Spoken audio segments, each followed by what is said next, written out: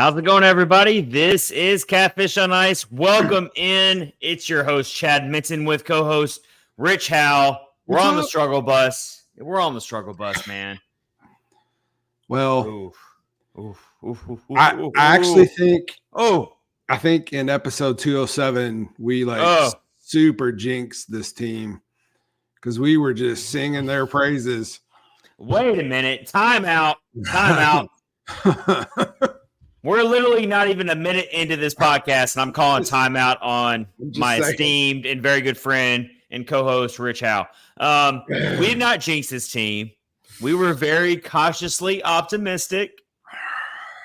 Yeah. What was episode 207? We talked about it was the Flames game, wasn't it? Oh, we talked about how good Ryan O'Reilly was doing and Philip Forsberg, and they are doing good. They're doing good. Yeah, we weren't wrong there. We talked about Saros a little bit. And, I don't know. We're going to call this the Crapper episode, and we're going to say Crapper because we're a family-friendly podcast. In the Crapper. We're in the Crapper. Head coach Andrew Burnett called it in the mud, which I really appreciate that analogy because I use it all the time. Not even when it's related to hockey. I say that all the time. I love that analogy just for life in general. You're stuck in the mud. You're in the mud. That's what he said about this team right now.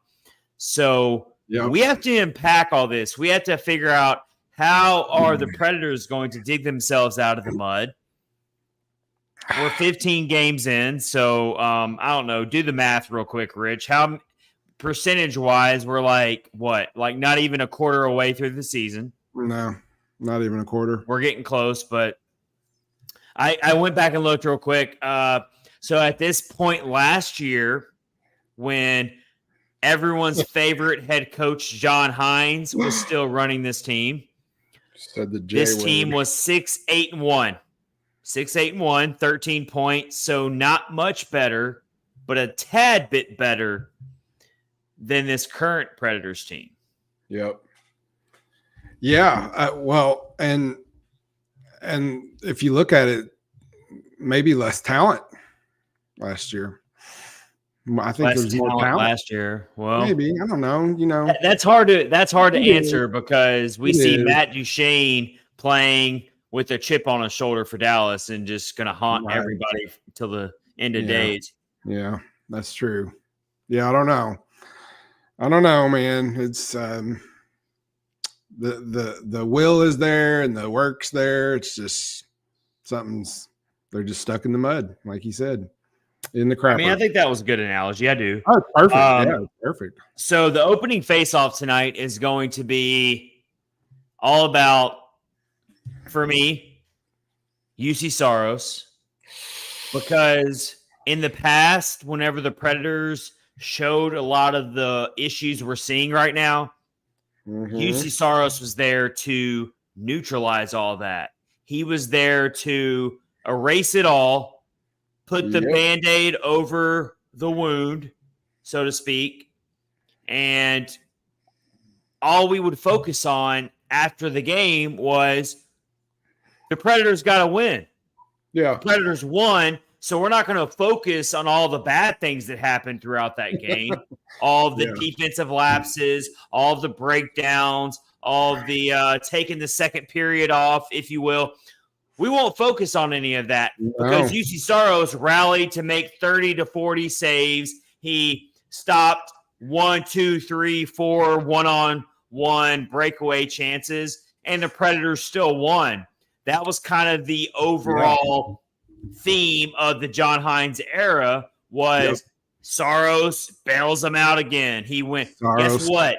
And we're going to talk about this. We're going to have this whole opening face-off segment coming up here is going to be Juuse Saros is not bailing out this team right now for a lot of reasons, but we're gonna unpack that more and more. But man, Rich, he's not doing it. He's not doing it right now. He's not, and it's we've talked about it before. He usually gets off to a slow start in the season, but we're 15 games in, and I think it would be over by now. He should have, caught up to where he needs to be, but we've only seen Lankinen twice. Yeah, I don't know, man. Yeah, It's something's wrong. Something's not right. That's for sure. So that's gonna be our opening face-off segment. Take us deep into episode 208 here tonight. Brought to you by DraftKings and Raycon and part of the Hockey Podcast Network. Also going to touch on the devastating news on the injury front here. We're already dealing with Ryan McDonough, who has been lingering. I mean, he's been skating, but he's not been back. This is the thing about hockey injuries, and it's so annoying because the other sports don't do this. But when a hockey injury happens, you never know the timetable of when that player is going to be back. I mean, Ryan McDonough has been out for 4 or 5 games now. Oh, yeah. By my count, it's at least 4 games. Mm-hmm. And he's had setbacks. There's not a lot of news out there. He was skating with the team for a little bit before practice or before games, but he didn't get to go this last game against Anaheim. And I'm telling you right now, this team is desperately missing Ryan McDonough. Oh, yeah. They are definitely missing him. Want to touch on that real quick, Rich? I mean, oh, yeah. I mean, it's evident that they're missing him. You're just missing that net front protection. They're just missing all sorts of things, but missing a leader like him, that's huge. Yeah, I don't know. We don't even know what's wrong with him. It must be something pretty not good because he keeps having setbacks. So we need him back. Yeah, absolutely. And when you're going into the season, you look at the Predators' defensive alignment, and you're seeing. Although I never really liked it to begin with, but you're seeing Luke Schenn, you're seeing Ryan McDonough, you're seeing Tyson Barrie, and you're seeing Roman Josi, and you're seeing 4 proven veterans in your defensive alignment. And then you were trying to figure out where is Alexander Carrier going to go, where is Dante Fabro going to go, and such.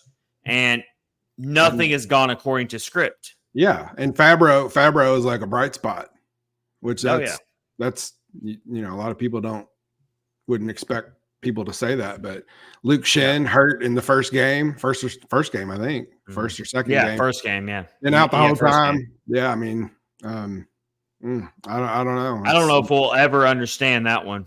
I mean, you can't plan for an injury, but I mean, Luke Schenn is going down the drum roll, please. Luca Spiza highway.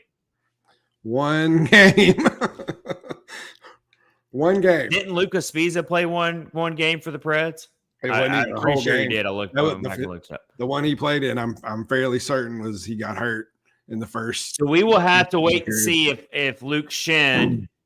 Wait a minute.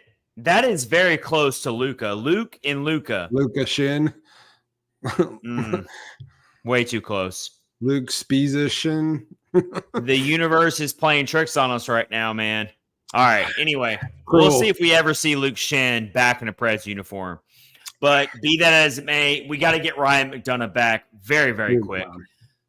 We are missing him bad. The penalty kill is an absolute atrocity. I know that the Ducks went 0 for 3 on the power play, but don't let the box score fool you every time. If you actually watch the game, the Ducks they're actually their own worst enemies on their power plays against the Preds. They were missing passes. There were moments where they had open shots and the puck skipped on their stick. Yeah. The Preds penalty kill is a mess right now. It's a disaster. I'm not going to go off one game where the other team didn't score a power play goal to change my mind on that. So that's not necessarily on Saros, but Saros is also not making the critical elite saves that we've expected him to make. So we're going to get into that. But let's talk about Tommy Novak. That's kind of where I'm getting at here. Bad. 4 to 6 weeks is the prognosis. Yeah. He's your third in points on the team. Who's going to step up in that role? I don't know. I mean, I didn't even see what happened to him. So I don't even really don't know. Yeah. Nikki jumps in here and says, hey, y'all. Y'all. What's up, Nikki? Nikki is got some good things going for her, though, because she's a big Stars fan, and that team keeps cooking. She likes Duchesne.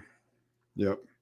Predemption jumps in here and says, I can't remember the last time I made it here before the show started. Well, it is a little early. He was in here early. And now he's in here live in the house. There he is. What's up, Johnny? We normally don't record this early. No, so if you're watching on YouTube right now, we are normally we're the late night show. Yep. But tonight we're going early. We're going in prime time. Well, good opportunity to join everybody tonight earlier. See some new people. So, yeah, we're going to talk about the Tommy Novak injury more in depth and what that means for the lineup.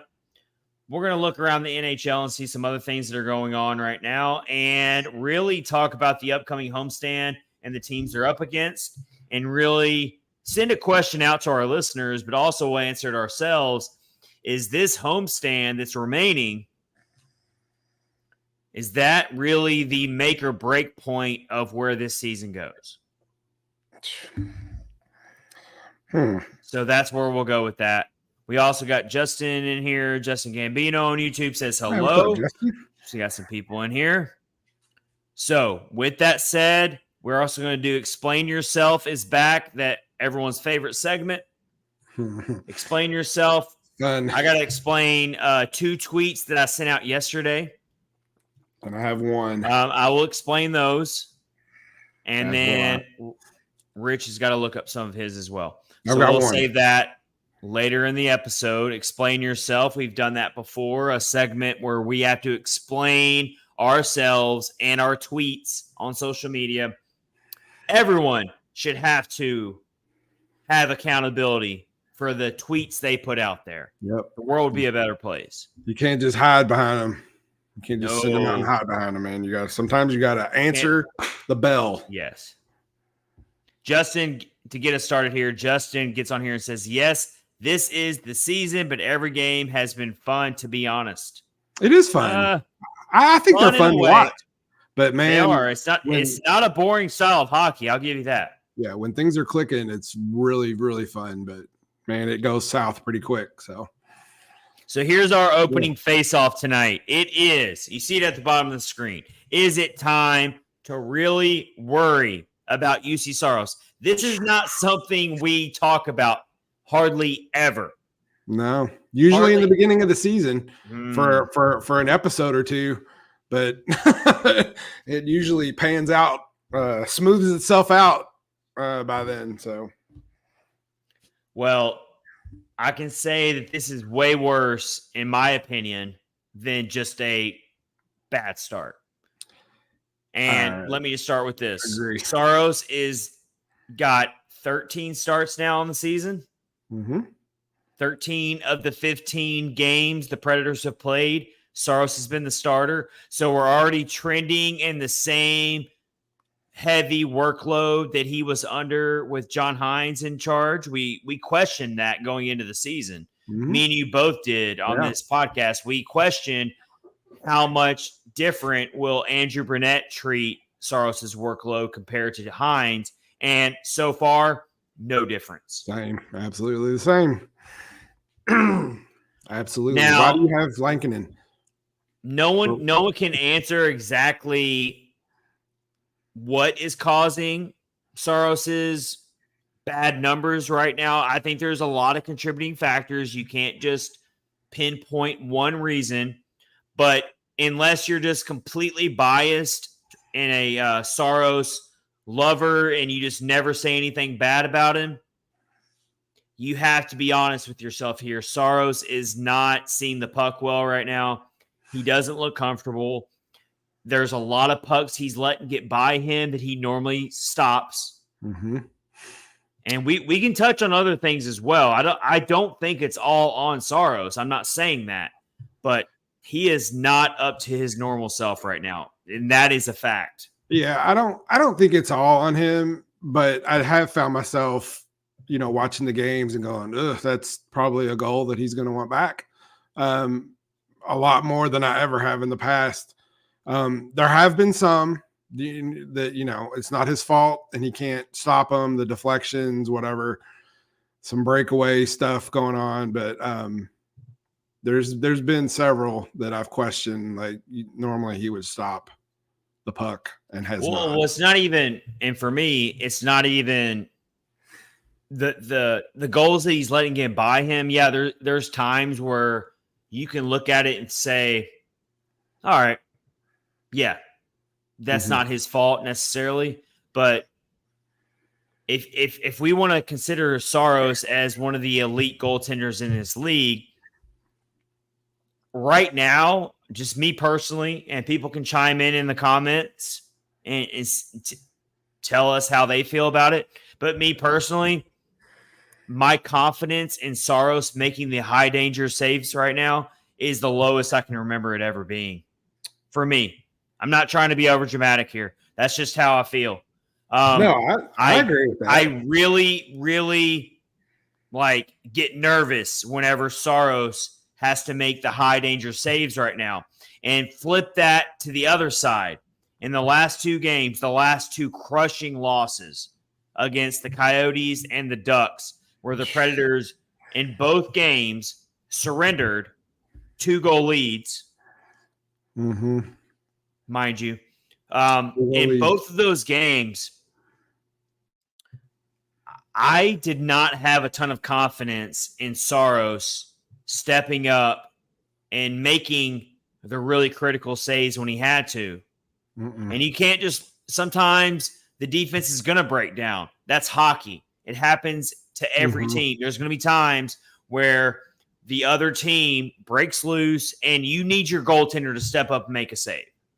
Yep. He's not doing that right now. He's making some saves here and there. I'm not saying he's just a complete awful abomination. No, I actually put it out there on social media when at the beginning of the Anaheim Ducks game, Saros was he didn't face a lot of shots in this game, but he did make some really tough saves to keep the Ducks off the board early in the game. But there's too many times where you're seeing pucks that Saros has to make the save. Yeah, absolutely. And you see it in the numbers right now. You see it in the numbers. Yep. And if you're letting someone like Radko Gudas score on you, you have some serious issues that need to be addressed.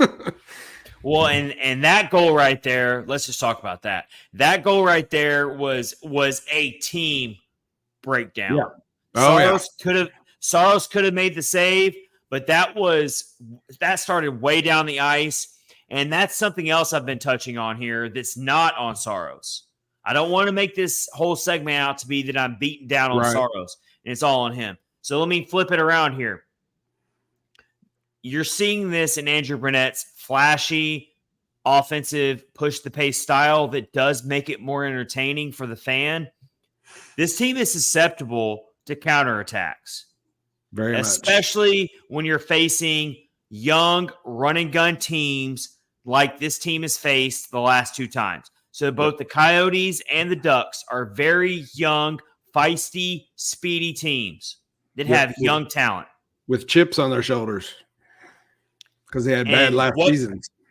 And what did you see the last two games? The Predators got too comfortable. They jumped out to early leads, and they got comfortable for whatever reason. They flipped the switch, and they said, we're in cruise control right now. Yep. Absolutely. And I can't answer that. Only Andrew Burnett can answer that. And I think that's what he is seeing here as well when he saw his press conference comments. And that's what he says. He says the team is in the mud. What do you make of that, Rich? The team is in the mud. They are in the mud. It's like they can't get any traction to pull themselves out of the hole they're in. That's the definition of being stuck in the mud. But he said about the last game, he said, just when you thought nothing could get worse, you couldn't feel any worse because of last Saturday. And here we are in the same exact spot.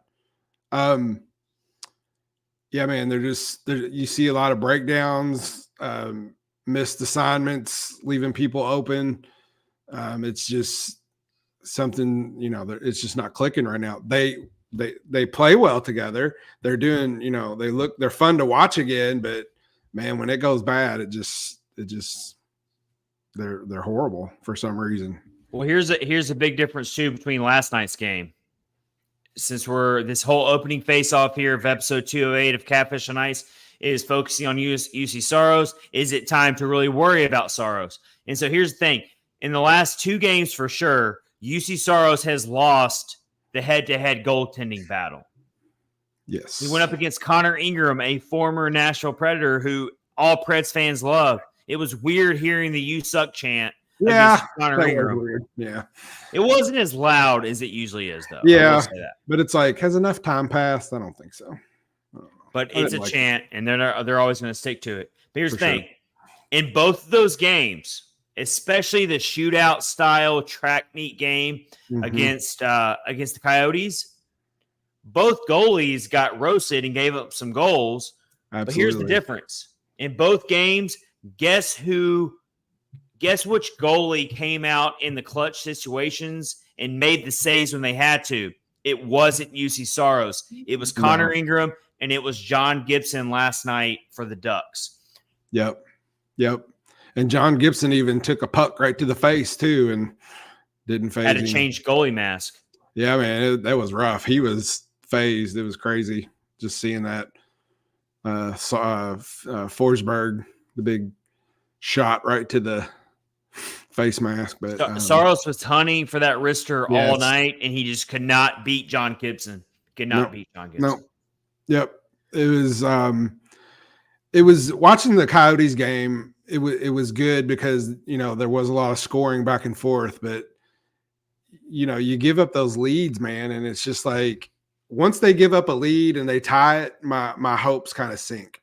Cause I'm like, I don't have the confidence that they can pull themselves out of this, and they don't. I mean, and that's what's happened. Like the game against Anaheim, they were they had a hard time getting possession of the puck so that they could pull Saros, and then by the time they did, there was like a minute left, maybe, I guess, and then, like at that point, like, if you can't get anything going the whole game, you're definitely not going to get things together with a minute left, and that's what happened. They just couldn't. Well, here's the thing about this. So we better get used to this, because here's the thing: it's a give and take with Andrew Burnett's system here. Mm-hmm. You have to have the elite playmakers on your team to make an Andrew Burnett system work. Yep. Your passing has to be literally near perfect, about as near perfect as you can get. No one's ever going to be perfect, but you have to be damn close to perfect as you can get. And when your passes are off, and we're seeing it, I've been watching it closely over the last 3 or 4 games, and what's happening is the Predators are trying to use a lot of really fine-tuned pinpoint passing right now.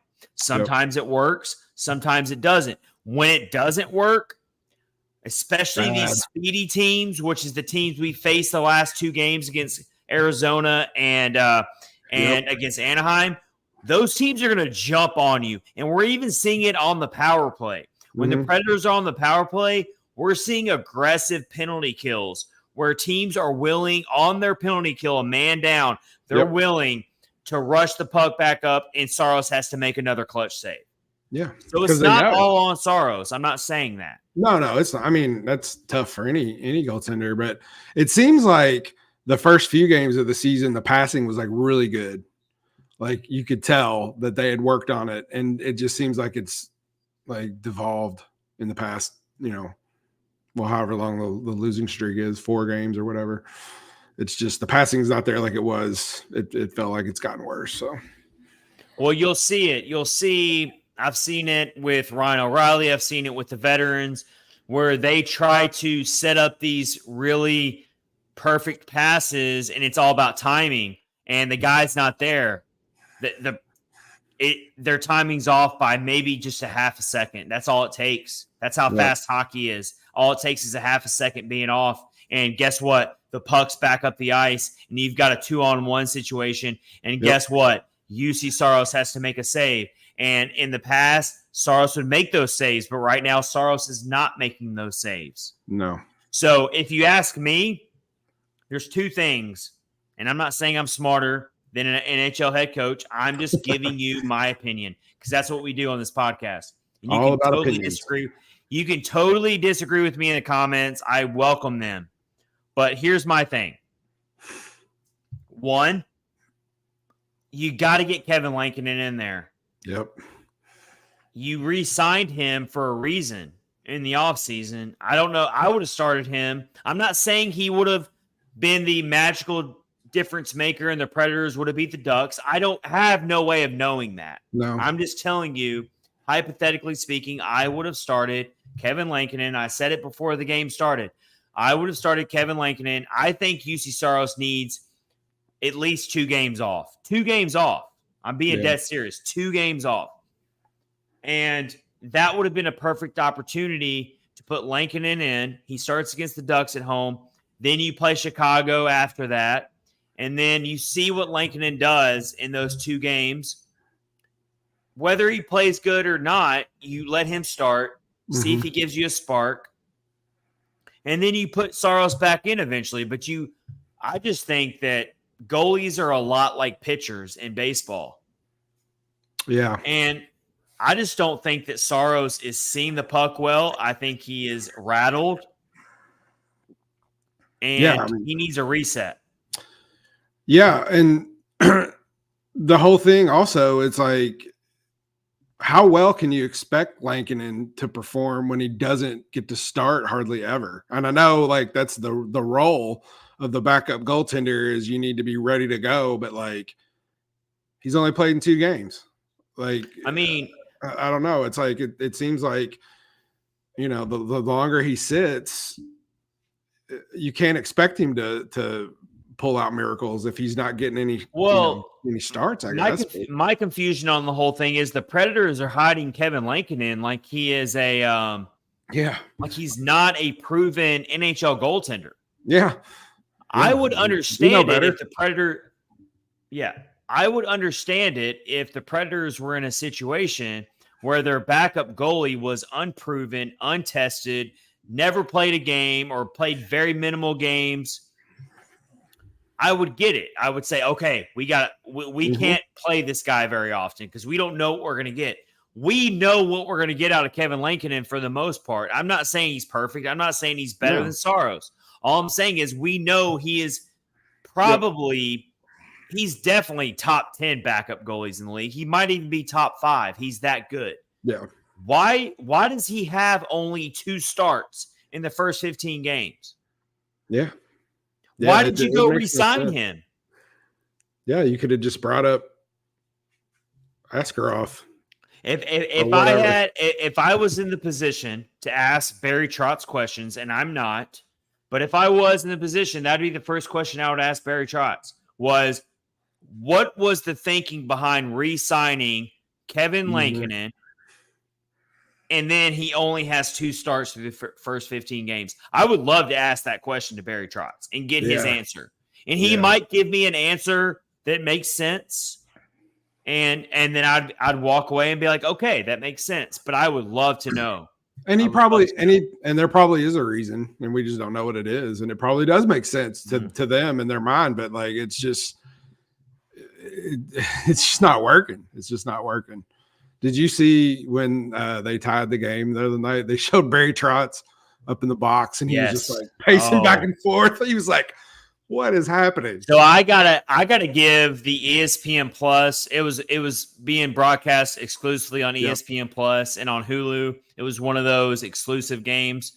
I gotta give. First of all, I love Kevin Weeks. He's one of my favorite. Yeah, I do too. I love his expertise. I love the way he breaks down plays. Yep. That's not to take anything away from our local broadcasters and all of that. But I love Kevin Weeks. But that was perfect timing by the ESPN Plus broadcast crew to pan up to Barry Trotz right after that goal. Yep. you got a really raw and inside look at the Barry Trotz. The frustration. He felt just like we did. I was doing the same thing Barry Trotz was doing in my living room. Yep. Absolutely. I wonder if he did something like worse, like he threw a water bottle or something, and then they like moved the camera up to see what was going on. Let's say hi to Lindsay. Lindsay says, this is just what I need after a hard day at work. Hi, friends. Hello, Lindsay. Thank you for joining us. So, continuing on here with this opening face-off, we're really talking about how worried should we be about Juuse Saros. I don't know what's going to happen from here on out. Will Kevin Lankinen get his third start of the year against Chicago? We'll have to wait and see. They've got to let him play this game. I just don't see any way around it. Personally, just let him have it. If you let this spiral, well, here's the thing. If you let this spiral out of control too much, then it starts to look like, especially from the national perspective, then it will start looking like, oh, the Predators are abandoning Saros and they've turned to Lankinen. Right. And that's not what I'm trying to say right now. No, absolutely not. No. I'm trying to say it's a long season. More and more coaches in this league are starting to adopt the 1-2 punch approach. Just look at the Boston Bruins with Ullmark and Swayman. Yep. Yeah, absolutely. Look at another great team, the team who's the defending Stanley Cup champions. They go with Logan Thompson and Aiden Hill. Yep. Why can't the Predators at least entertain giving Lankinen more starts? Yep. I don't get it. And it doesn't have to be like every other night, or even every 2 nights, and then a game, but just more. Give Saros a rest. But let's say that Lankinen starts against Chicago, and I was already thinking about this if he would have gotten the start against Anaheim. But let's say that Lankinen finally does get his third start, and he plays against Chicago. He puts out a really great game. Preds get the win. Lankinen's a big reason why. Rich, I'm asking you this right now, and I'll give you my answer on the forefront. If Lankinen has a big game and the Predators win, thanks to him in large part, like he has a good game, he makes a lot of good saves, and the Predators win and they get back on that winning track, I'm starting Lankinen the next game. That's me. I am. Yeah, I would agree with that. I don't see anything wrong with that. If you have a hot goaltender, man, you need to ride him as long as you can. And you have to realize too that eventually, especially going into next season, Saros is going to become a trade opportunity, especially if you believe in Yaroslav Askarov, who is looking pretty good last time I checked in Milwaukee. Eventually, you're going to have to choose between one of those 2 goalies. Eventually, you are. Yeah. And then you have Lankinen in your back pocket, who could be a gem in the making as well, for all you know. You never know. So you have 3 goalies that you have to sort out right now. Yeah. And you're really only using one of them because obviously you want Askarov to get more experience in Milwaukee, but you're going to have to sort this out eventually. Why not get Lankinen more starts while you can and see what he brings you? I don't understand why they're hiding him so much. I don't get it. I don't get it either. And the trade stuff's already started happening. There was talk of Edmonton obviously is looking for a goaltender, and Saros' name was brought up. Askarov's name's brought up. Both Saros and Askarov. Yep. So now the news has it that the Oilers have nothing to really offer Nashville. Right. For Nashville to ever entertain it right now. And I agree with that. I think Nashville can be very patient with their approach on the trade market when it comes to their goalies. That is their ace right now. It is their ace. Their ace in the hole right now. The Predators and the front office and Barry Trotz, their ace in the hole right now is the fact that they've got some goalies that they can trade. Yep. And they will get a haul. Rest assured, they're going to trade one of these 3 goalies at the deadline. They're going to trade one of the 3. Mm-hmm. Oh, I think so too. At this point, I am very, very confident in that. One of the 3, Saros, Lankinen, Askarov, you're going to trade one of those 3 at the 2024 deadline. I'm very strong about that. Stamp it right now. We're like 4 months away from that. Yeah, but once the deadline passes, if I'm wrong about that, I will gladly say I was wrong. I'm very, very confident. One of those 3 are getting traded by Nashville front office. And as we get closer to the trade deadline, depending on how they perform, you're going to roll up the roster chart to the bigger names, or it will be on the trading block, I would assume, so that you can get a big haul back. Like if they're playing horrible and it's trade deadline, they're going to be entertaining anybody asking about Saros. Anybody who has a big haul of prospects and picks and stuff, you guarantee they're going to be talking to whoever has that if they're looking to move Saros for sure. Yeah. So to wrap up this opening face-off segment of episode 208, thank you for everyone for joining us live on YouTube, Facebook, and X. Hit subscribe, hit the follow button, or hit the like button. We appreciate that a lot to watch these live episodes. If you're listening on Spotify, Apple, and all the podcast platforms, thank you so much for that as well. Leave a comment, leave us a rating. That helps out a ton as well. All right, real quick to wrap up this opening face-off here of episode 208, talking about Saros. Is it time to worry about the franchise goaltender? I mean, let's just talk about recency bias here. The Ducks game, the Ducks nightmare, if you will. John Gibson outplayed Saros. So if you look at the expected goals against, John Gibson faced more shots than Saros and finished with a 1.6 goals saved above expected. So he saved almost an extra 2 goals on the Predators, who were way more aggressive. Let's look at Saros. Saros was a negative 1.1 goals saved above expected. I trust this stat very, very, very. This is the biggest goalie stat that I trust over anything else because it rates everything. It weighs everything surrounding the goaltender and the shots they face, the things they went up against. Saros led this category last season in the entire NHL.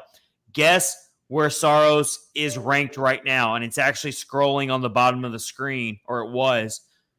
Saros is 73rd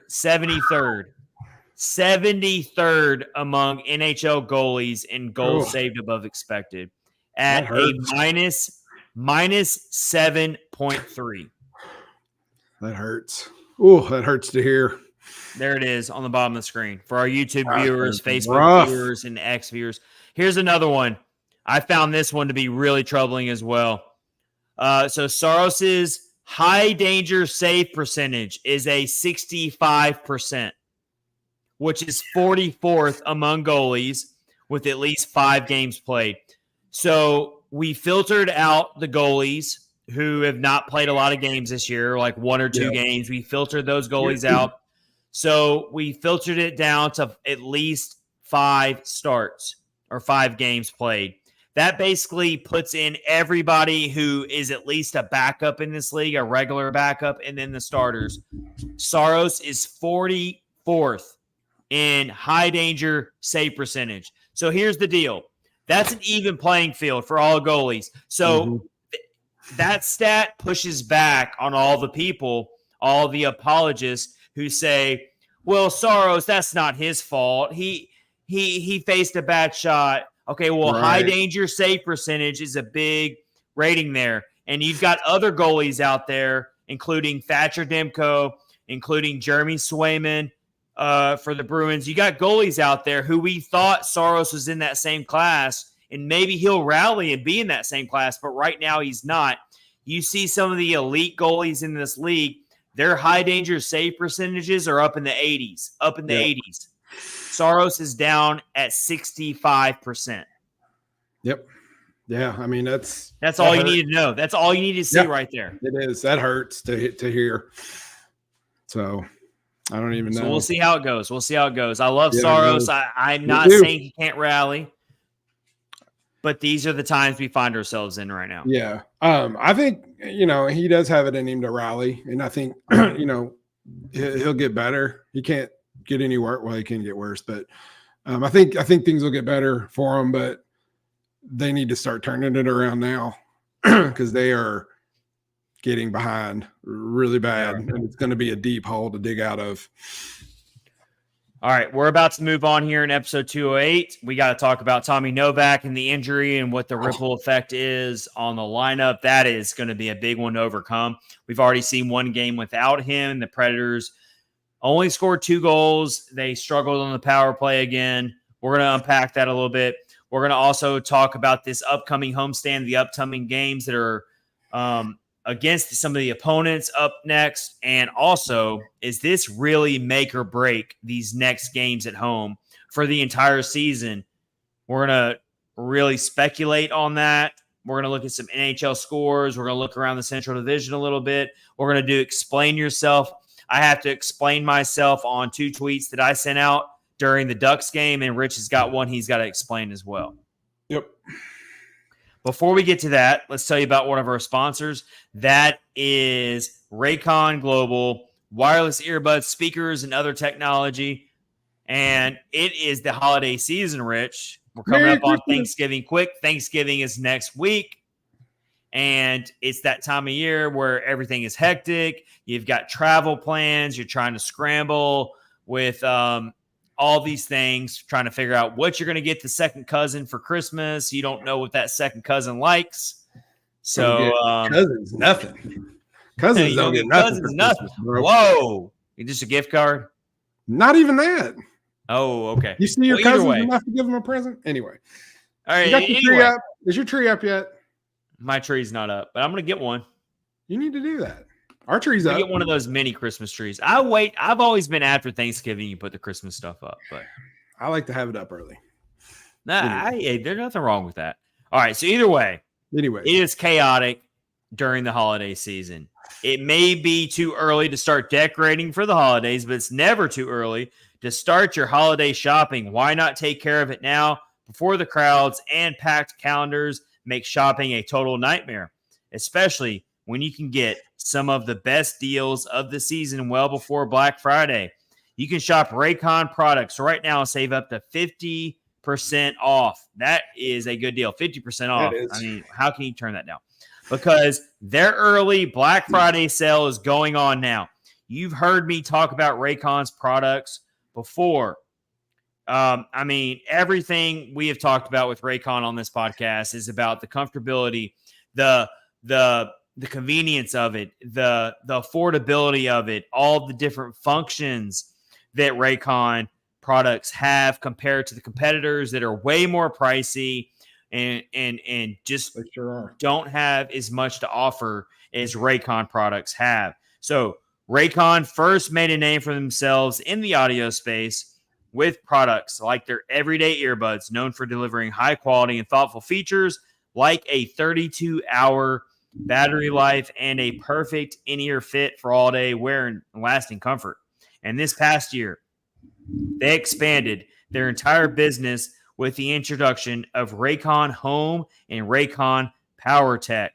Their 5-star reviewed Magic 180 cable allows you to charge iOS, micro USB, and Type-C devices 8 times faster with 100-watt power delivery. That's what Raycon does. They're always ahead of the game. They offer these accessories. They can make your products even better. They're always ahead of the game. Their faucet filter, ultra filters the water in your tap against chlorine and heavy metals. I like that, man. Wow, that's cool. So Raycon has products to filter your water. I didn't even know that. So let's just forget about the wireless earbuds for a second. Smart. Raycon is even ahead of the game on water filters. Yeah. Wow, that's crazy. It's a must-have for ensuring the water you use to wash your face and brush your teeth is actually clean. Yeah, kind of important. Raycon is known for delivering high quality and thoughtful features at half the price of other premium tech brands. It's no wonder their products have racked up tens of thousands of 5-star reviews. To get everyone in the holiday shopping spirit a bit early, Raycon is currently offering 20% off everything on their site with select products up to 50% off. So beat the crowds and save now. Trust me, you do not want to miss out on Raycon's early Black Friday sale. Hurry now to buyraycon.com/THPN to get 20 to 50% off site-wide. That's buyraycon.com/THPN to score up to 50% off Raycon products. Buyraycon.com/THPN. I might have to look into that water filtration system. That's pretty cool. Because you probably drink salt water down there, right? No, I live off bottled water and filter water, man. Yeah, I'm just kidding. I used to drink tap. Police outside your house? I see what's that? Are the police outside your house? I see a flashing light in the background, like a green and red light. What's going on? Yeah, they're looking for me, man. They're looking for me. Police getting ready to bust the door down or something? Yeah. Hey, that'd be some podcast legendary moments. Pirate podcast. I don't think anybody's after me. I don't know. I just see some lights flashing. Anyway, I don't know, man. Yeah, I see it too in my background. I'm not sure what's going on. All right, we'll move along here. Anyway, we'll move along. Just noticed it. But yeah, I used to drink tap water all the time up until like 3 or 4 years ago, and then I realized how bad tap water is for you all around, like literally anywhere in the United States. Well, actually, our tap water is actually pretty good up here. It's pretty good. But I mean, if there's a Raycon filter that'll make it even better, hey, that's awesome. Raycon. All right, let's move along here in episode 208 of Catfish and Ice, brought to you by Raycon. We're also going to tell you about DraftKings and our current offer. But before we get to that, let's you see it on the bottom screen. Tommy Novak, the news came out before the puck dropped against Anaheim. It kind of came out of left field, man. I didn't even see anywhere where he could have gotten hurt, but oof.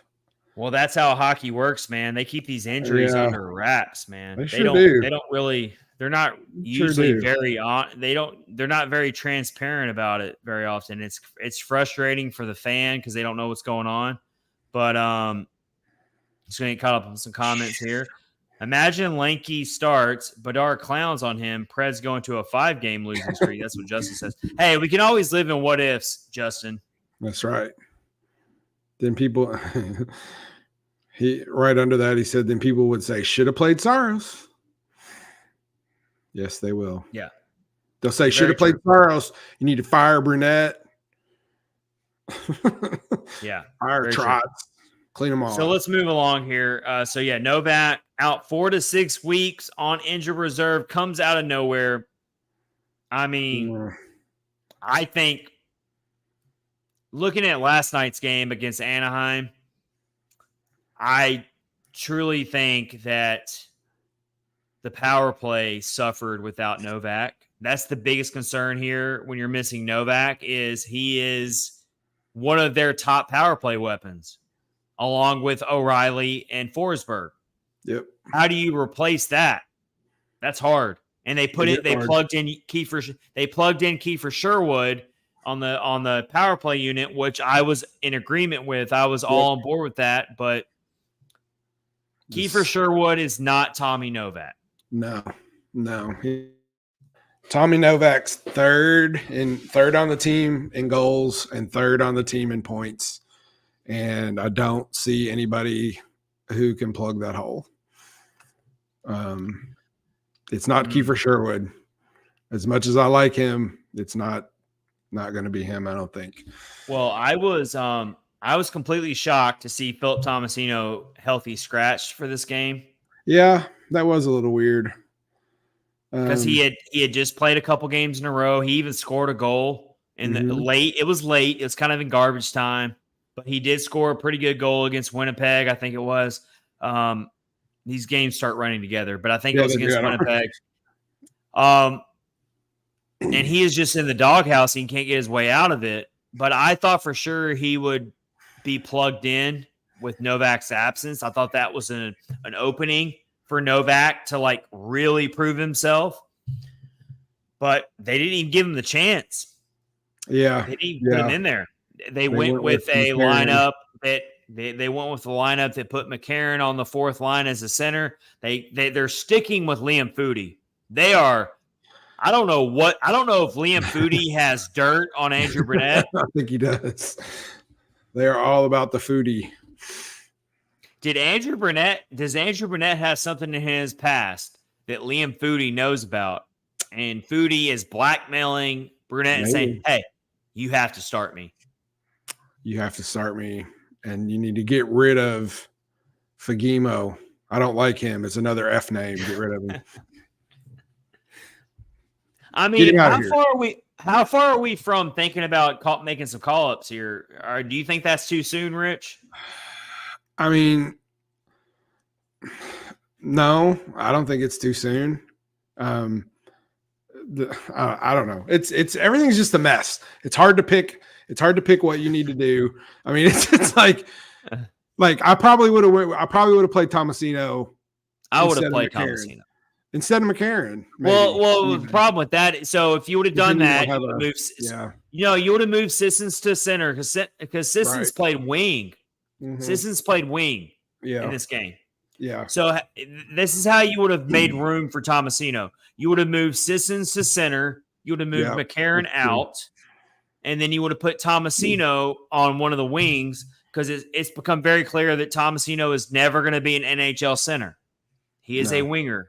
Yep. Even though he was drafted as a center, nobody wants to talk about that either. No. Yeah, he's definitely not a center. And I loved the tweet that Robbie Stanley put out there saying, like, apparently I go back and find it. Did you see it, Rich? I did. I actually, yeah. It basically Robbie Stanley basically said, so I missed the part where Philip Tomasino is completely immune to ever getting criticism. It's true. It's true. And does anyone want to ever talk about the fact that Philip Tomasino was drafted originally as a center and has never worked out as a center? He was moved to wing by the previous administration. And I'm not saying he didn't produce some good results. He did. And it's gotten to the point now, we're at this point now where, and our good buddy Max Greenberg, who writes for Pred Lines, put out a really good article about it. You got two options here. Trade the guy and let him flap his wings somewhere else, or play him. Yeah, for sure. I mean, it's not really fair to keep scratching him because he needs to play. But I don't know. Every time he comes in to play, he looks lost to me at times. And I know, it's got to be tough. You play a game, then you sit 2 games, you play a game and you only get to play for 9 minutes or whatever. And I know that's definitely hard, but like, it's just, he just looks lost sometimes, and it's disappointing, and it's kind of sad, really, if you think about it. Well, he can't get comfortable. I mean, he's not playing. Exactly. Even when he does play, he's not playing in a role that he's used to playing in. Yep. He's not playing in a role that he was drafted to be in by this point. Right. So when I thought for sure Tomasino was going to be in this game. Yeah. When the Novak injury was announced, I could not believe it. That is truly damning for Tomasino and his future with this organization. The fact that they did not play him when Tommy Novak was not available. Yeah. That's writing on the wall right there. Yeah. And you got to think it's inevitable at this point that Tomasino is going to be traded. And he is waiver exempt, so you could send him down to Milwaukee. But what really does that get you? Not much. Nothing. I mean, really. If you're wanting him to gel with people on the NHL roster, he needs to be up here playing. But if you don't ever play him, I think if this organization was fully invested in Tomasino, he'd be playing every game. Yep. And he wouldn't only be playing every game, but he would be in the top 6. And your Kiefer Sherwoods would not be taking a roster spot from him. And sure as hell, Michael McCarron would not be in the lineup over Foodie. Tomasino or Foodie. Yeah. They don't even go out and get Foodie if they believe in Tomasino. Yeah, I agree with that. And Foodie would be the one to not play. He would have been the one to healthy scratch for sure. To try to give Tomasino some playing time for sure. Well, the way the lineups aligned, you could have played Foodie and Tomasino. You could have taken McCarron out. You could have put Sissons at the center, and Tomasino has played more right wing. So you put Tomasino on the right wing, but then the problem you have is Tomasino's playing fourth line. He's getting 10 to 12 minutes, which is what he's gotten the last few games he's played. Is he really going to be able to prove himself in those minutes? And we go back to what Barry Trotz has said. It's all about what do you prove when you're on the ice. Yep. It shouldn't be about how many minutes you got. Fans of certain players love to always go back to that. And I've gotten it in my mentions before when it comes to defending Tomasino. They say, well, what do you expect him to do when he's on the third or fourth line? Okay, well, that happens to every player eventually at some point, unless you're Connor Bedard, unless you're like some amazing talent that comes out of the draft. Mm-hmm. Most likely, you're going to have to prove yourself in the bottom 6. That's where normal, ordinary NHL players set themselves apart, and they eventually work their way up. And I love the quote. Those great players force the coaches to play them in the top 6. Yep. They force them with their play. Yeah, Tomasino hasn't done that. No, yeah, and if you only get 10 minutes a game, you make that the best 10 minutes every game. Do everything you can, even if you don't get a goal.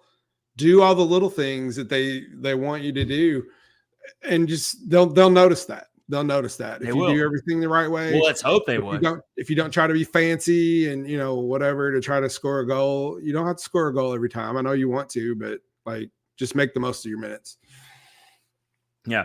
So going back to being with Novak being out right now, that's ugly.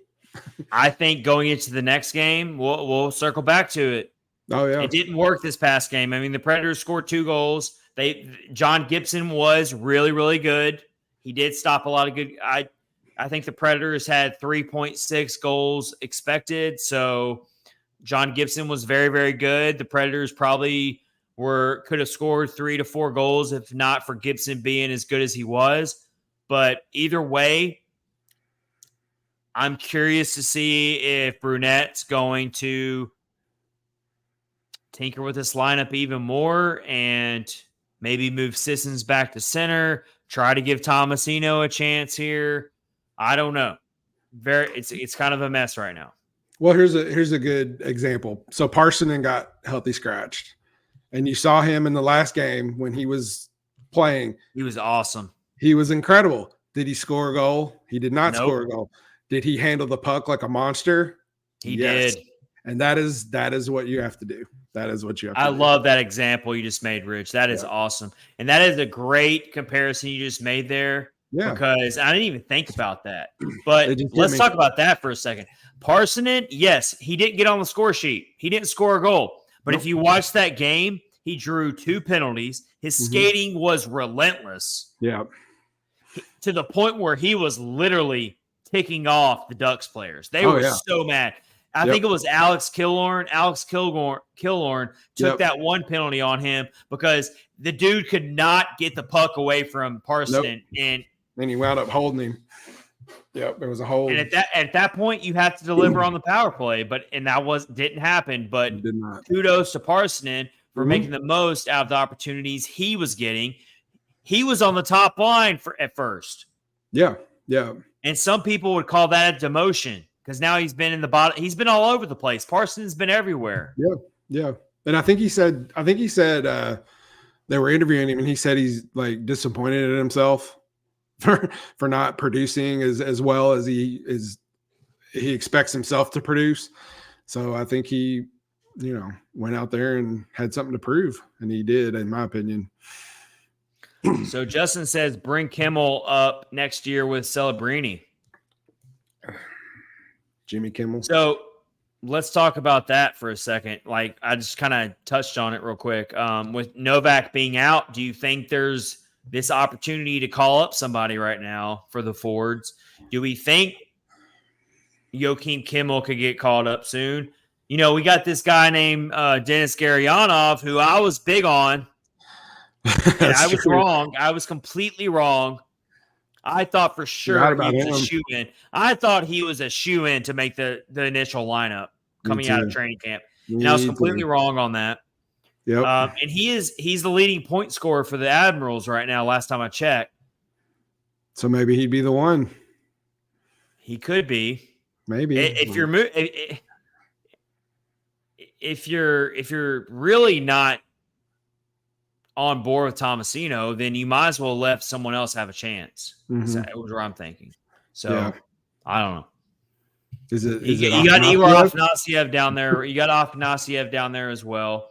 You've got Kimmel. I think it's still early to put Kimmel in there. I know it would be fun and it would be exciting, but I want to be more patient about putting Joakim Kimmel in there. Yeah. Yeah, I think so too. There's no reason to rush him in right now. Yeah.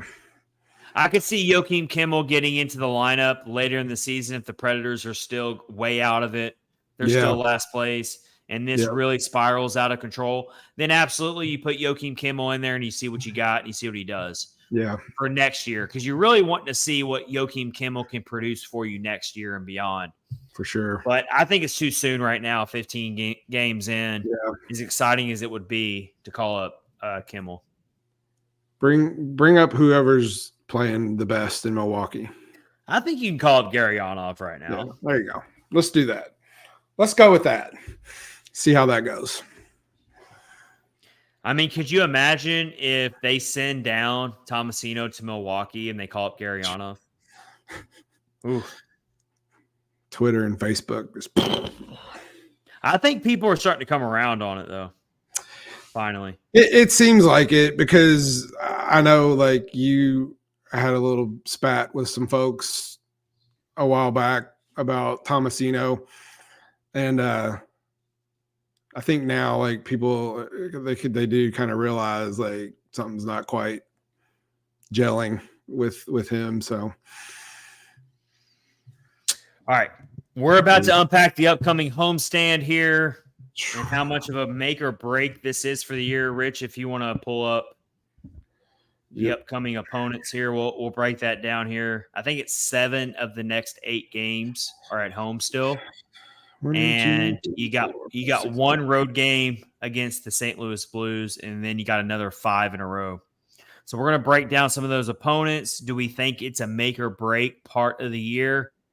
And talk about, if the Predators come out of this unsuccessful, let's say they lose a majority of these next upcoming games, does that pretty much mean this season's a waste or a wash or whatever? We'll talk about it. Yeah. All right. Before we get to that, we're also going to do Explain Yourself. We still have Explain Yourself segment to do as well. Before that, let's tell you about DraftKings and our current offer. We have a current hockey offer for you, folks. Finally. On DraftKings Sportsbook. Bet the action on the ice with DraftKings Sportsbook. So right now we've got some current odds for Thursday hockey. So we're recording on a Wednesday evening. So I'm gonna share you 3 current matchups on DraftKings for Thursday night hockey. So if you're listening to this podcast the next day on a Thursday morning, here's our 3 matchups on DraftKings. And you can use our promo code THPN. We got the Detroit Red Wings at the Ottawa Senators. That's a tough matchup there, Eastern Conference. Yeah, right now, DraftKings has the Detroit Red Wings as the favorites, so you can bet on them. We got the Golden Knights at the Montreal Canadiens. No shock here, but the Golden Knights are favorites there. And you've got the Devils at the Pittsburgh Penguins, and Ooh. the Devils are the favorites currently. Are they? So, with that said, let's tell you about our current offer. Download the app now and use code THPN. New customers can get $150 instantly in bonus bets for betting, just $5 on hockey. That's code THPN only on DraftKings Sportsbook, an official sports betting partner of the NHL. The crown is yours. Bonus bets expire 168 hours after issuance. Gambling problem, call 1-800-GAMBLER or visit www.1800gambler.net. In New York, call 877-8-HOPENY or text HOPENY. That's 467-369. In Connecticut, help is available for problem gambling. Call 888-789-7777 or visit ccpg.org. Please play responsibly. On behalf of Boot Hill Casino and Resort, 21 plus age varies by jurisdiction. Void in Ontario. Bonus bets expire 168 hours after issuance. See dkng.com/hockey for eligibility and deposit restrictions, terms, and responsible gaming resources. NHL and the NHL Shield are registered trademarks of the National Hockey League. Copyright NHL 2023, all rights reserved. That's new. There you go. So that's new. NHL. That is new. All rights reserved. All right. How about we jump into explain yourself, Rich, before we look at the homestand? Okay. You go first. We got one on. We got one queued up here. All right. We're going to put it on the screen here. I got to explain myself on this one. Probably. So here's my tweet. They call them tweets still, don't they, Rich? What would you call them? X's? X's? Yeah, I guess here's my X. It's still horrible. When you refresh the screen, it still tweets like a bird. Yeah. So I don't know. We're gonna call it a tweet. So I put this out before the Ducks game yesterday. So let's keep this in context here, everybody. I said probably going to be an unpopular opinion among Preds fans, but I'd start Kevin Lankinen tonight versus the Ducks. See if he can give you a gem. He has only 2 starts this year, one being a really good one against Edmonton. Now, obviously, the Predators chose to go with Saros. I'm not saying Lankinen would have necessarily won that game for them, but gosh, we've already kind of talked about it, Rich, but I got to explain myself. My whole thought process was start Lankinen, see if he can put out one of those vintage, prototypical goalie gems. He's probably chomping at the bit to get a start right now. Agreed. Maybe he goes out there and wins you that game. Maybe he goes out and makes a couple critical saves like John Gibson did on the other side of the ice for the Ducks. And who knows? Maybe the Predators win that game thanks to some really clutch saves from Lankinen. And then to explain myself further on that tweet, if that were to happen, I would have been okay with Lankinen starting the next game against the Blackhawks. Now, obviously, that didn't happen, but that's how I'm explaining myself on that one. But maybe it'll happen now. Well, I mean, if you do it now. You going to call it now? Lankinen starts against the Blackhawks? The worse Saros plays, though, the worse it gets. That's true. Because then it looks more and more like you're benching him. Yeah. You know what I mean? Whereas I think if you catch this sooner and you kind of like almost protect Saros a little bit, you know what I'm saying? If you protect him a little bit and bench him at the right time, you're not benching him long term, but you're at least giving him a break and seeing what you got in Lankinen, it doesn't look as bad. The longer this stretches on where Saros piles up bad start after bad start. That's true. Well, then you throw in Lankinen. Well, then it just looks like you're benching Saros, you know? Yeah. I don't know. It's a tangled web they weave for sure. So the Predators have 3 days off here. and they play Chicago on Saturday. Yeah. I don't know. I think they're going to start Saros again. I really do. Yeah. I mean, history would say yes. History would suggest that they're going to start Saros again. Yeah, I agree. But it's 3 days off. It's a day game. Yeah, that makes sense, I guess. They could start Lankinen. If they do start Lankinen, that would give Saros almost a week off before they play Colorado on Monday. Yeah, that's what I was pulling up to see. That might be too long of a break if they're going to if they let Lankinen play against Chicago and then put Saros in for Colorado. Boy, that's tough. That's a tough decision. It is a tough decision. All right. All right. So that's one of my explain yourselves. All right, Rich, how about you tell us about one you got, man? Let me pull up the next one here. I think this is While you're doing that, I am going to share some of the responses I got on that post there. I got a lot of really, really amazing responses from that post regarding wanting to start Lankinen. I got to go back a little bit here. But I always love when I hear from fans of the Predators, even if they disagree with my takes. Love hearing the responses because it lets me know that the fans are passionate and the fans still care, which is what you love to see. Let me get back here.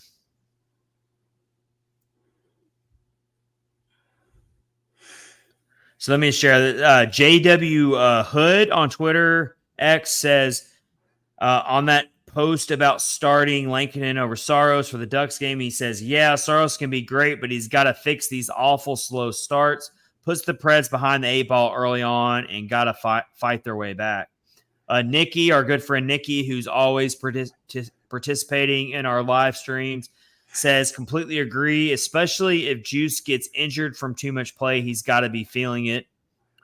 Landry, our good friend Landry, just put out the classic Ben Stiller GIF that says, do it. Brian, funny. The gamer on X says, I was actually about to post the same thought. LOL, Saros needs a rest. So actually I got a lot of agreement here, almost across the board. Well, it's a sound tweet. I mean, it makes sense. Absolutely. We did get a little bit of disagreement here. Evil Future Considerations on X says, it doesn't matter. This is a 75-point team. Ooh.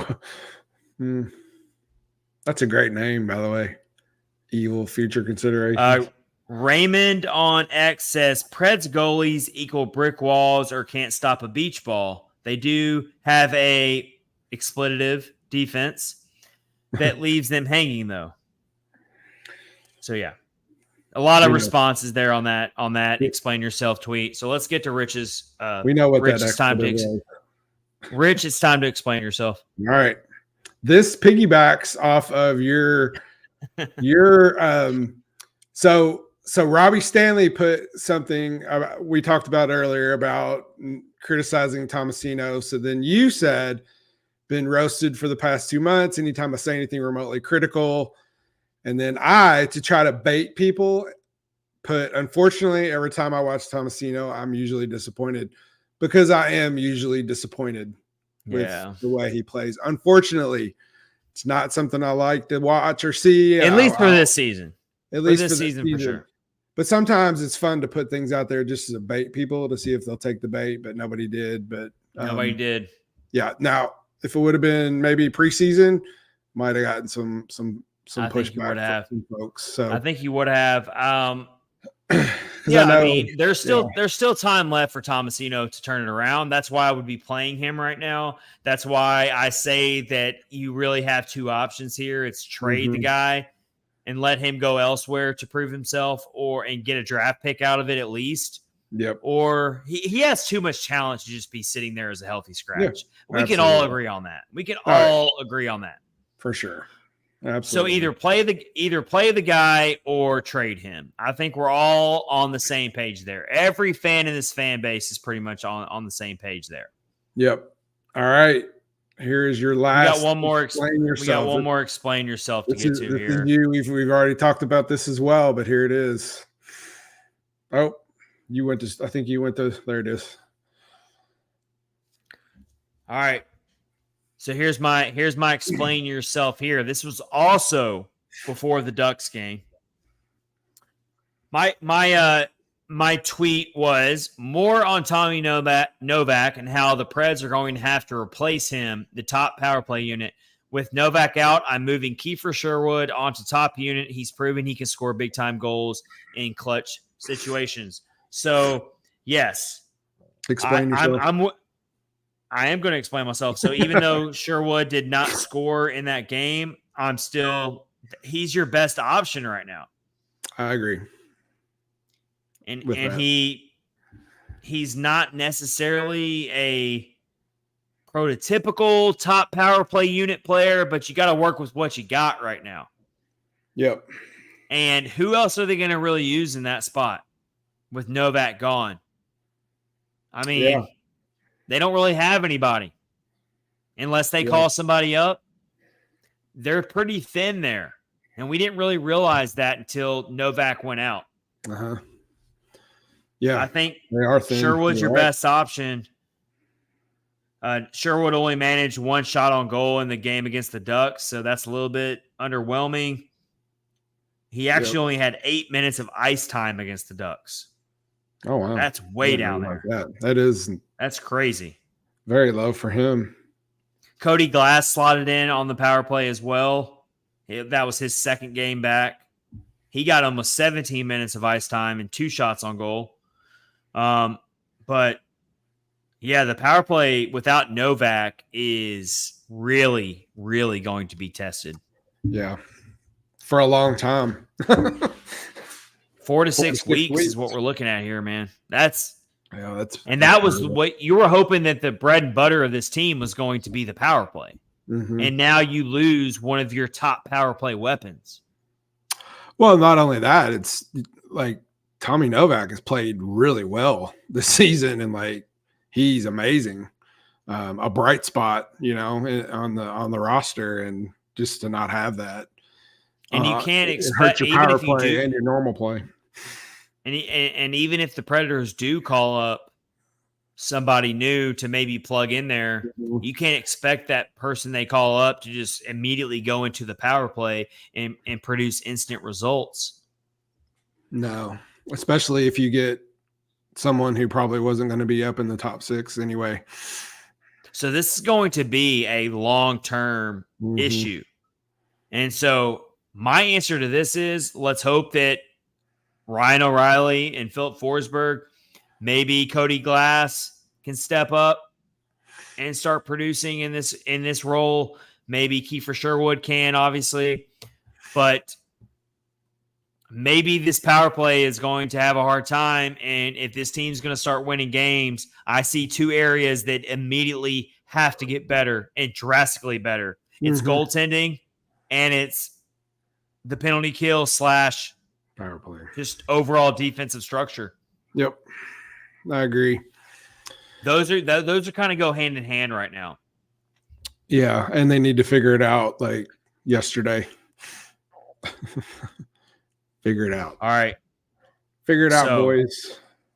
This is the Stuck in the Mud episode for the Catfish and Ice podcast, episode 208. Andrew Burnett said it best. This team's in the mud. And in the crapper.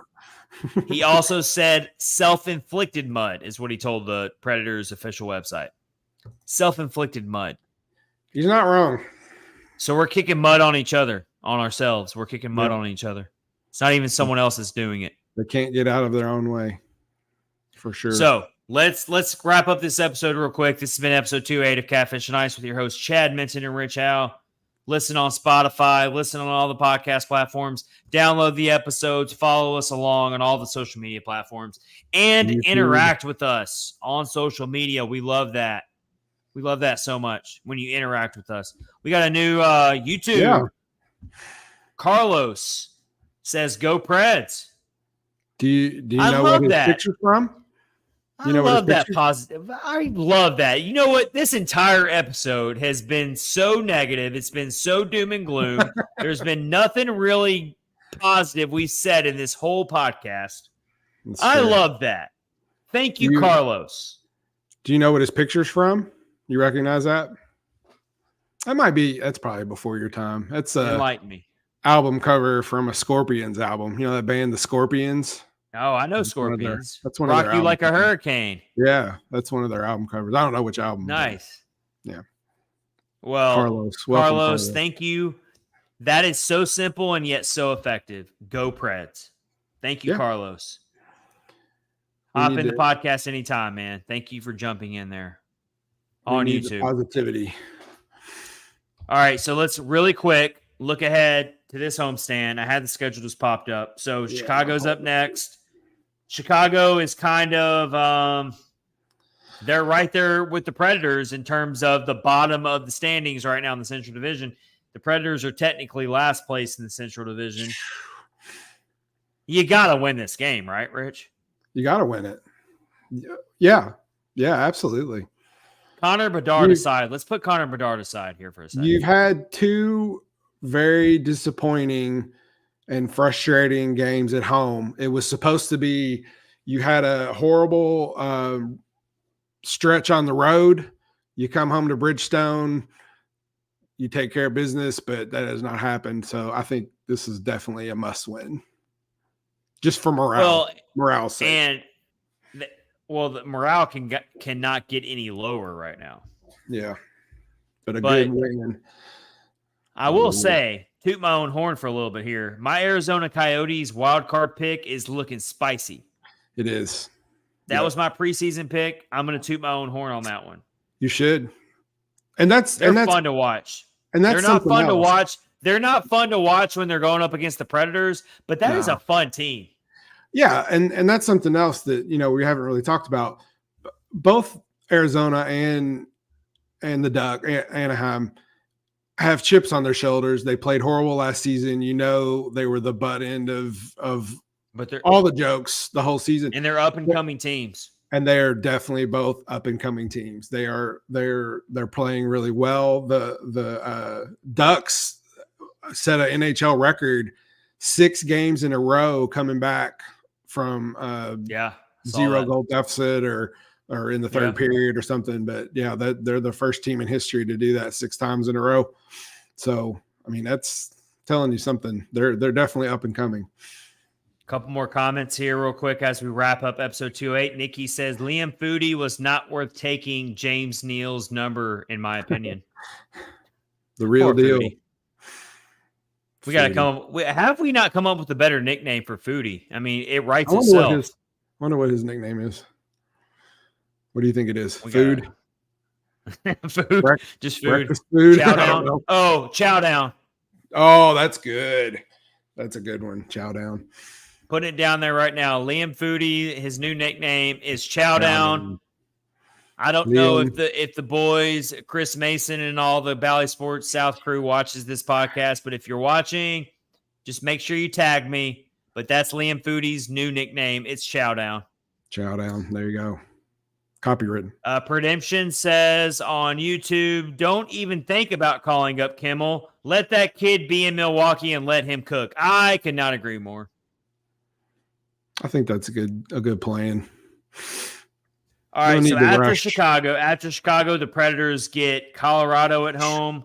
I'm still not sure what to think about Colorado. That's the Ryan Johansson homecoming. Oh gosh, they're going to be showing. Look at the storylines for the next 2 home games. You get Connor Bedard rolling in.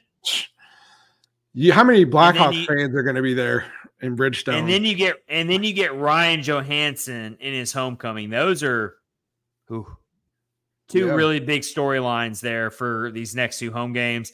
Then the Predators get Calgary at home. They go on a brief road stint to St. Louis. St. Louis is playing much better than preseason expectations right now. St. Louis just went out and walloped Tampa 5-0. I saw that. Oh my gosh. Night. I couldn't figure out what happened there. Rich, try not to have a twinkle in your eye when you say that. I'm kind of laying off of Tampa. So, all right, I'm laying off of Tampa. They got rid of some guys I didn't like. So, and then the Predators come back home for 5 more games at home. How'd they pull Winnipeg, Pittsburgh, Minnesota. Minnesota's in a bad way as well. Yeah, but that'll still be a tough game. And the Rangers. Minnesota always plays them tough. So and you look at the next, you look at those games there. I think the way the Predators are playing right now, you hope to just come out above 500. And here's another thing, real quick, before we wrap this up. The Predators, they have no overtime losses, so they're not even getting points when they lose these games. That's what really hurts. It's one thing if you surrender a 2-goal lead and the team pushes you to overtime. You have a hard-fought loss, but at least you scrounge for a point. The Predators are coming out of these games with goose eggs in the standings. It's killing them. Yep. Even I was just looking at the schedule. Even if they were playing better than they are, these next games, they're not easy. They're not going to be easy games. All these teams play the Predators tough. So when's San Jose next on the schedule? I don't know if they could even beat San Jose right now. All right. We're going to end the episode there. Full stop. The episode's over. This has been episode 208 of Catfish on Ice. We appreciate you joining us. Better times ahead. Yep. We show up for the bad episodes. We show up for the positive episodes. We're here for you. The head coach said it best. This team's in the mud, but we're here for you. We're going to get out of it eventually. Until then, have a great rest of your week. We'll try to get another episode up before Thanksgiving. Until then, we'll see you then. Enjoy times with your families during this holiday season. Stay warm. Take care, everybody. This has been Catfish on Ice, episode 208. Have a good one.